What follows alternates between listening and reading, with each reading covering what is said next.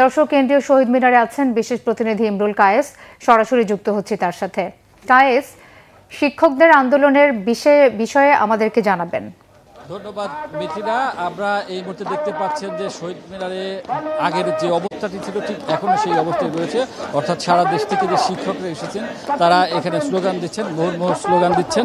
আমি যদি একটু দেখাই, আপনি দেখেন যে আমাদের পিছনে শিক্ষকরা তারা তাদের দাবি আদায়ের জন্য দাবির সপক্ষে বক্তব্য দিচ্ছেন। অর্থাৎ তারা বলছেন যে তারা যে 20% বাড়ি ভাড়া দাবি করেছেন সেটি পরিপূর্ণভাবে মানতে হবে।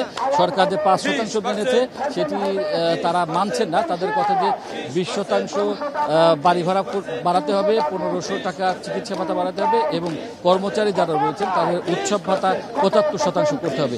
এখান থেকে যদি 1% কমানো হয় তাহলে তারা রাজপথ ছেড়ে যাবে না, এই শহীদ মিনার ছেড়ে যাবেন না।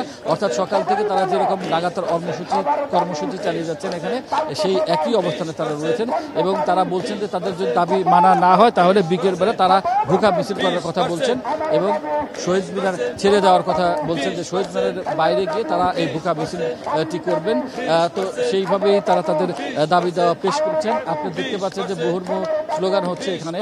অর্থাৎ একইভাবে অপরিবর্তনীয় রয়েছে। সারা দেশ থেকে যে শিক্ষকরা এসেছেন তারা তাদের দাবি দেওয়া পেশ করছেন এবং তারা বলছেন যে সরকার তাদের সাথে আসলে প্রহসন করেছে।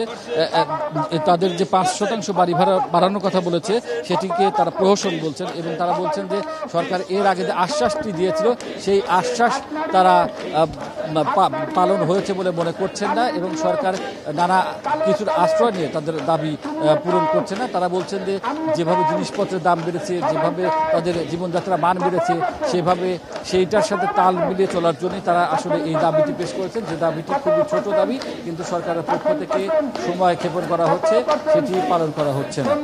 যাই হোক, ভিতরে এই ছিল এখানকার সর্বশেষ অবস্থা। পরবর্তীতে যদি আরও অন্য কোনো অবস্থার উদ্ভব হয় তাহলে আমরা আপনার মাধ্যমে দর্শকদের জানিয়ে দেব।